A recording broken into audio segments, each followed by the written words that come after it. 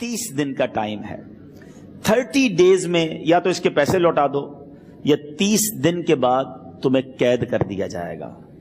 ये शख्स अब घर आया, पैसे तो थे नहीं, मगर शायद उलमा ने लिखा किताबों में, ये वाकया कई बड़ी बड़ी किताबों में लिखा और दुरूद पाक के फजाइल की बड़ी बड़ी किताबों में लिखा. और उस शख्स ने सोचा कि उसने एक हदीस पाक पढ़ी हुई थी कि जिसमें ये नबी पाक अलैहिस्सलातु वस्सलाम ने फरमाया है, जिसका मजमून है कि जो शख्स परेशान हो, मुसीबत ज़दा हो, उसे चाहिए कि मुझ पर कसरत से दुरूद पाक पढ़े, क्योंकि दुरूद पढ़ना मुसीबतों और परेशानियों को ले जाता है.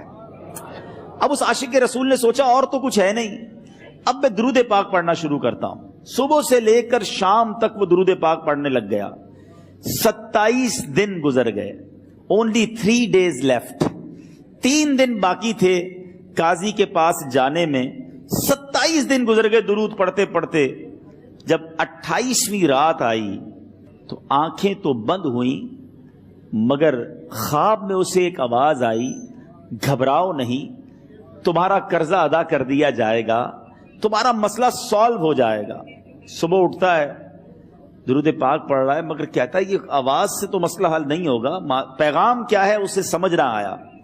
28वां दिन गुजर गया, 29वीं रात आ गई, मगर अब आंखें बंद हुई और किस्मत जाग उठी. नबी पाक साहिब लौलाक सल्लल्लाहु ताला अलैहि वसल्लम ख्वाब में तशरीफ लाए और प्यारे आका सल्लल्लाहु ताला अलैहि वसल्लम ने फरमाया, घबराओ नहीं, अली बिन ईसा वजीर के पास जाओ, वो तुम्हारा कर्जा अदा कर देगा.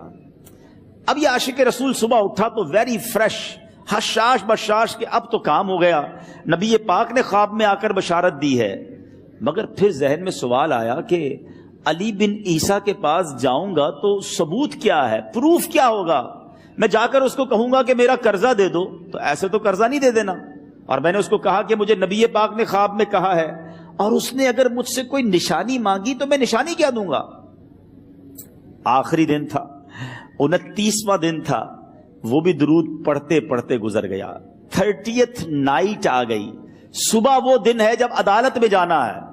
अब इस रात फिर नबी पाक अलैहिस्सलातु वस्सलाम ख्वाब में तशरीफ लाए और आका अलैहिस्सलातु वस्सलाम ने फरमाया कि अली बिन ईसा वजीर के पास जाओ, वो तुम्हारा कर्ज अदा कर देगा. का हुजूर चला तो जाऊंगा, लेकिन अगर वजीर ने मुझसे कोई निशानी तलब की तो मैं क्या जवाब दूंगा? प्यारे आका अलैहिस्सलातु वस्सलाम ने कमाल का इरशाद फरमाया कि अली बिन ईसा से कहना कि तुम रोजाना फजर की नमाज के बाद 5000 बार दुरूद पाक पढ़ते हो. ये राज फकत तुम जानते हो और तुम्हारा रब जानता है. अब ये जब सुबह उठा तो एक निशानी भी मिल चुकी थी. अदालत में जाने से पहले वजीर के दरबार में पहुंच गया. उसे यह डर था कि आज पैसे ना लौटाए तो सजा हो सकती है. जब वजीर के दरबार में पहुंचा तो वजीर अपने मुशीरों के साथ बैठा था. कहा मुझे आपसे बात करनी है. कहा बताओ क्या बात करनी है? कहा मैं एक पैगाम लाया हूं आपके लिए. अच्छा, किसका पैगाम लाए हो? कहा मैं नबी पाक जनाब मोहम्मद मुस्तफ़ा सल्लल्लाहु ताला अलैहि वसल्लम का पैगाम लाया हूं. वो आशिक रसूल वजीर था. कहता बताओ मेरे आका ने क्या पैगाम दिया है? कहा हुजूर मैं 3000 दीनार का मकरूज हूं, आज आखिरी दिन है और मेरे आका ने मुझे बशारत दी है कि आपसे कहूं कि आप मेरा कर्ज अदा कर दीजिए.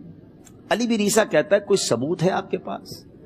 है कोई दलील भी है आपके पास? मैं कैसे मान लूं कि आपको नबी पाक अलैहिस्सलातु वस्सलाम ने भेजा है? आशिक रसूल कहता है खाली हाथ नहीं आया, मेरे आका ने मुझे दलील भी अता फरमाई है, मुझे एक एविडेंस भी दिया है. और प्रूफ यह है हुजूर कि आप रोजाना सुबह फजर की नमाज के बाद नबी पाक सल्लल्लाहु ताला अलैहि वसल्लम की बारगाह में दुरूद व सलाम का नजराना पेश करते हैं. जब तक 5000 का अदद पूरा नहीं होता आप उस वक्त तक किसी और से बात नहीं करते. और ए वजीर साहब, ये राज सिर्फ आपको पता है और आपका रब जानता है. अल्लाह अकबर. वो वजीर तो जिसको कहे ना झूम उठा, ऐसा आशिक रसूल वजीर था जो रोजाना सुबह 5000 दुरूद पढ़ता हो. उसकी तो ईद हो गई ना. وہ کہتا ہے مرحبا یا رسول اللہ، میرے آقا نے میرے درود قبول کر لیے، اس سے بڑھ کر میرے لیے سعادت کیا ہوگی۔ اب یہ وزیر اپنے سیٹ سے اٹھتا ہے، اپنے کمرے میں جاتا ہے، تھوڑی دیر بعد واپس آ کر اس عاشق رسول کے ہاتھ میں 3000 دینار رکھ کر کہتا ہے حضور پہلے 3000 دینار تو نبی پاک کا حکم کی میں ادب سے بجا لاتا ہوں، میرے آقا نے جو حکم فرمایا یہ 3000 دینار آپ کو پیش کرتا ہوں، حضور ایک اور 3000 دینار لیجئے۔ میرے گھر آپ آئے، اتنی اچھی خبر سنائی، آپ نے قدم رنجا فرمایا، یہ 3000 اس کا نذرانہ ہے، اور ایسا کیجئے 3000 اور لیجئے، اس سے اپنے بچوں کے لیے کچھ چھوٹا موٹا کام شروع کیجئے، اور ایک وعدہ کر کے جائیے، آج کے بعد زندگی میں آپ کو جب بھی کوئی کام پڑے میں آپ کا بھائی ہوں، مجھے یہ خدمت کا موقع دیجئے گا۔ اللہ اکبر، وہ مقروض جو ایک رات پہلے 3000 دینار کا مقروض تھا، ہو سکتا ہے اس کے بیک آف مائنڈ یہ بھی چل رہا ہو کہ اب شاید کل میں نے جیل میں جا کر، عدالت میں جا کر گرفتاری دے کر جیل میں جانا ہے، مگر اب 9000 دینار ہاتھ میں ہیں۔ عاشق رسول جھومتا ہوا نبی پاک کی یاد میں گھومتا ہوا اب عدالت میں پہنچا۔ عدالت میں everybody expecting over there کہ آج اس نے آنا ہے اور آ کر کہنا یہی ہے کہ پیسے تو نہیں ہیں، گرفتار کر لو، مگر جا کر اس عاشق رسول نے 3000 دینار جج صاحب کے ہاتھ میں رکھ دیے۔ قاضی کہتا ہے پہلے تو یہ بتاؤ پیسے آئے کدھر سے؟ تم تو کہتے تھے غریب ہوں، تم تو کہتے تھے کاروبار نہیں ہے، ایک مہینے میں اتنی بڑی رقم کا انتظام کیسے ہو گیا؟ سبحان اللہ، اس عاشق رسول نے گویا زبان حال سے یہ کہا ہوگا کہ یہ تو کرم ہے ان کا، ورنہ مجھ میں تو ایسی بات نہیں، اتنا دیا سرکار نے مجھ کو، اتنی میری اوقات نہیں۔ اس نے وہ پورا واقعہ بھری عدالت میں سنا دیا۔ اللہ اکبر، میرے پیارے اسلامی بھائیوں ذرا سوچو پہلے زمانے میں کیسے عاشقان رسول ہوا کرتے تھے۔ وہ جج، وہ قاضی بھی کیسا سرکار علیہ الصلوۃ والسلام کا عاشق تھا۔ اپنی سیٹ سے اٹھتا ہے، بھرے دربار میں، بھری عدالت میں، وہ اپنے چیمبر میں، اپنے کمرے میں جاتا ہے، اور تھوڑی دیر بعد واپس آ کر اس کے ہاتھ میں بھی 3000 دینار ہیں، اور وہ 3000 دینار جو ہے وہ اس عاشق رسول کے ہاتھ میں رکھتا ہے کہ سارا ثواب علی بن عیسیٰ کیسے لے جائے، میں بھی تو نبی پاک کا غلام ہوں، میں تمہارا قرضہ میں ادا کرتا ہوں۔ اچھا، اب ایک اور عجیب سینیریو یہ بن گیا کہ جس نے کیس کیا تھا، جس نے دعویٰ کیا تھا، وہ بھی یہ سارا منظر دیکھ رہا تھا۔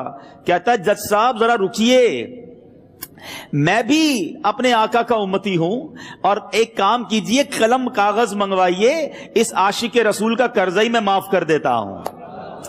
اچھا، اب عاشق رسول نے وہ واپس 3000 دینار جو جج صاحب نے دیے تھے وہ واپس جج صاحب کو دیے کہ حضور یہ پیسے آپ ہی رکھ لیں، قرضہ ہی معاف ہو گیا، اب آپ کے پیسے کا میں نے کیا کرنا ہے؟ جج صاحب کہتے ہیں جو پیسے نبی پاک کے نام پر نکالے ہیں اب مجھے واپس نہیں چاہیے، یہ بھی تم اپنے ساتھ لے جاؤ۔ اللہ اکبر، میرے میٹھے اسلامی بھائیوں، وہ عاشق رسول ایک رات پہلے 3000 دینار کا مقروض ہے، اب 12000 دینار لے کر گھر کو واپس جا رہا ہے۔ اس ایک واقعے کے اندر جو ہم سب کے لیے درس ہے، جو ہم سب کے لیے پیغام ہے، شاعر لکھتے ہیں نا، دکھوں نے تم کو جو گھیرا ہو تو درود پڑھو، دکھوں نے تم کو جو گھیرا ہو تو درود پڑھو، جو حاضری کی تمنا ہو تو درود پڑھو۔ آج ہم بہت ساری پرابلمز میں ہوتے ہیں، یہاں بھی ہو سکتا ہے میرا کوئی بھائی بیمار بیٹھا ہو، کوئی قرضے میں ڈوب گیا ہو، کسی کا کوئی بزنس پرابلم چل رہا ہو، کوئی فیملی ایشو میں ڈسٹرب ہو، آپ کسی بھی پرابلم میں ہیں، خدا کی قسم درود پاک ایسا وظیفہ ہے۔ لوگ بہت سارے وظائف پوچھتے رہتے ہیں، بہت سارے جناب وظائف کے بارے میں معلومات کرتے رہتے ہیں، سچی بات یہ ہے ہر درد کی دوا ہے صلی علی محمد، ہر درد کی دوا ہے صلی علی محمد، تعویذ ہر بلا ہے صلی علی محمد۔ تو خدا را اپنی زندگی